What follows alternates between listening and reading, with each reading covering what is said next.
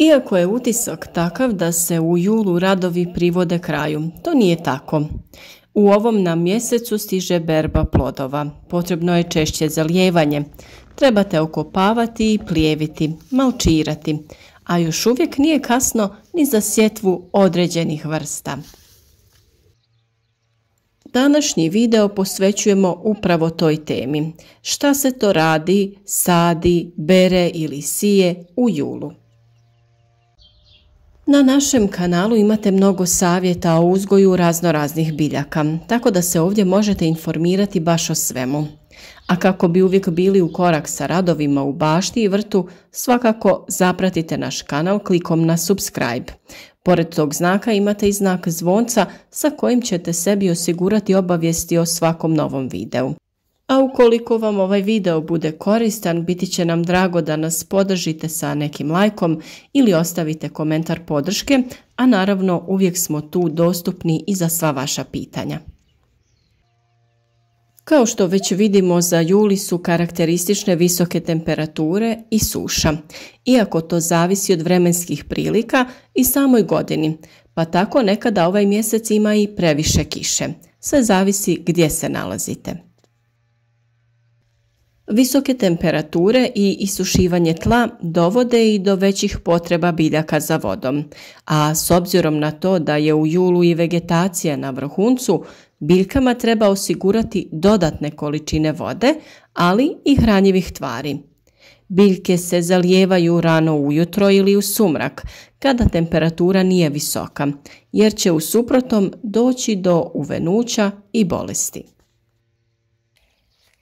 Vjerujem da naravno treba napomenuti da plodovito povrće posebno treba vlagu, jer je ovo mjesec kada ono dozrijeva, a kako bi bilo što kvalitetnije, potrebno je osigurati mu vodu, ali i prihranu tekućim hranjivima. Toplo vrijeme, pogotovo kada padne i dosta kiše, potiče korove da bolje rastu, pa će ih trebati okopavati i plijeviti. Okopavati je najbolje par dana nakon kiše ili zalijevanja, kako bi se isčupano bilje osušilo na suncu i ne bi ponovno niknulo.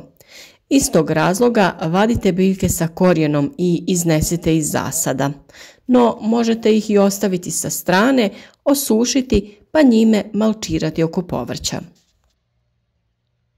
Kao što smo u jednom od videa rekli, malčirani vrtovi su zdraviji, otporniji na sušu, eroziju tla, smanjuju rast korova, ali i prisutnost nekih štetočina.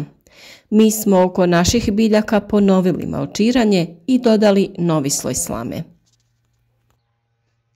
Ukoliko imate biljaka koje nisu zavezane uz potpornje, treba ih vezati i poduprijeti, a one koje su već povezane i intenzivno rastu, treba također pričvršćivati radi nesmetanog razvoja.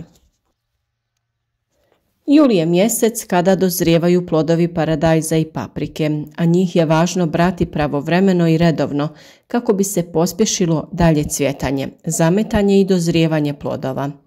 Osim njih, tu su i mahune i krastavci koje također treba brati redovno kako bi što bolje plodonosili. Jul je mjesec kada paprika postiže snažan razvoj i tada se beru prvi plodovi. U ovom periodu najveću pažnju poklonite zalijevanju paprike, a da bi ona napredovala, trebalo bi ju zalijevati sa 25 do 30 mm vode po metru kvadratnom. Poslije berbe obavezno je prihranjivanje nekim od tekućih hranjiva, najbolje bi bilo to odraditi folijarno, to jest preko lista. Također bitna je i zaštita od lisnih ušiju, jer ova štetočina može umanjiti rast i razvoj biljke. Bolesti koje zahvataju papriku u ovom periodu, ako se ne tretira kako treba, su pepelnica i plamenjača. A sada već i na otvorenim površinama prvi plodovi paradajza sazrijevaju. Idealno je i obavezno vrijeme za zakidanje zaperaka jer je u toku vegetacija. Sortama koje se uzgajaju uz kolce stalno je potrebno pričvršćivanje, vezanje radi nesmetanog rasta. Tokom ovog mjeseca potrebna je i preventivna zaštita protiv plamenjače. Beru se i tikvice, dinje, kupus, kelj, karfiol, koraba, poriluk, a vade se luk, krompir i bijeli luk, mrkva i peršin. Berba graška za one koji su ga posijali kasnije se također privodi kraju. Dakle, juli je vrijeme pravog izobilja i prekrasnih plodova u vrtu, pa se nadamo da uživate u njima. Iako se mnogima čini da je ovaj mjesec vrhunac vrtlarske sezone, to nije tako. Nakon što se gredice oslobode, imamo prazan prostor za ponovnu sjetvu ili sadnju, a siju se vrste koje imaju kraću vegetaciju i brzo dozrijevaju. Brzom nicanju pogoduje i to što je tlo u julu toplije. Zemlja se treba prekopati, prorahliti i poravnati, ali i pođubriti kako bi posađene i posijane biljke imale dobar izvor hranjiva. Na njemu se može sijati kasna koraba, rotkvica, endivija, ali i niske sorte graha koje imaju kratku vegetaciju. Mogu se saditi kupus, kelj, korabica i karfiol, a kako se salata sije cijele godine, tako može i u julu. Također možete posijati i luk, tako ćete u jesen imati obilje mladog luka. A također možete posijati i krompir kako bi u jesen imali obilje lijepih i ukusnih plodova. S obzirom da će to novo povrće biti posijano dosta kasno i da je juli mjesec sa manjim obimom padavina, u takvim uslovima posađene biljke će trebati češće zalijevati. Mnogima se često dogodi da krastavci koje su ranije posijali ili posadili u ovo vrijeme obole, te krenu da se suše. Sada je bitno da znate da nije kasno da posijete ponovo krastavac. Bitno je samo da mu osigurate dovoljno vlage i imati ćete novu rundu ukusnih plodova krastavaca.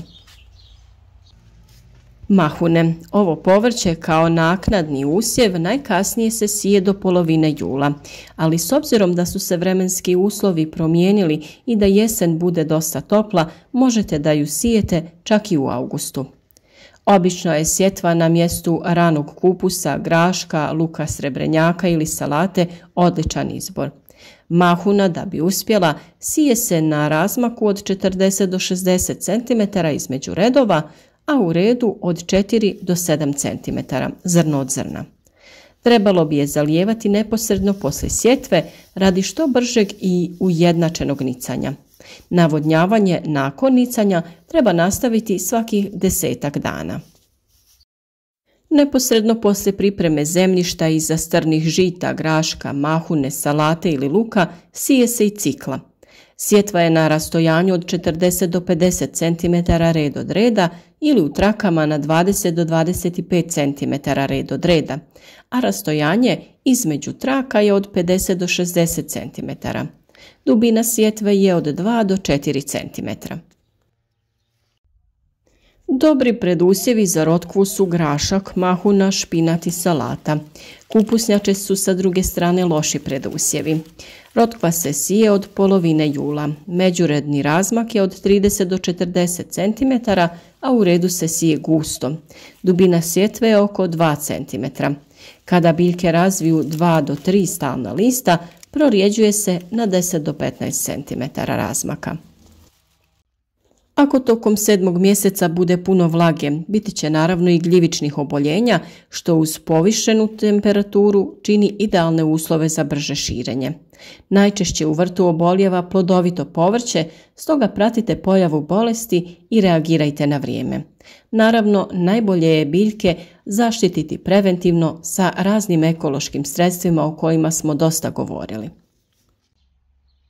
Ovo je vrijeme i kada je cvijeće u punom sjaju, a nikako ne zaboravite ukloniti one ocvale dijelove ruža, trajnica i ljetnog cvijeća. Redovno ga zalijevajte i prihranjujte, pazite naravno i na pojavu bolesti, ali i lisnih ušiju. Ako ih uočite, djelujte na vrijeme. U ovom videu ste vidjeli kakvo je trenutno stanje u našem vrtu, a nadam se da će vam ovi savjeti biti od koristi.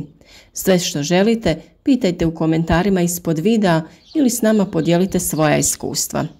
A sve o uzgoju, zaštiti i drugim tretmanima biljaka potražite u mnogobrojnim videima na našem kanalu. Ukoliko vam se sviđa naš rad i želite podržati trud koji ulažemo u svaki video, ostavite like i zapratite naš kanal. Nadamo se da su vam naši savjeti od pomoći i da ćete i vi imati jednu uspješnu sezonu uzgoja i što bolju berbu plodova. Naš kanal je već jedna lijepa zajednica i imamo stalne pratitelje koji nas svaki dan obraduju svojim javljanjem kroz komentare, pa želimo da se još dugo ovako družimo. Sa mnogima od vas smo se dosta povezali i razgovaramo skoro svaki dan, pa se nadamo da će se to nastaviti i u narednom periodu i da će mnogi drugi prepoznati kvalitetu i vrijednost našeg rada i ove zajednice.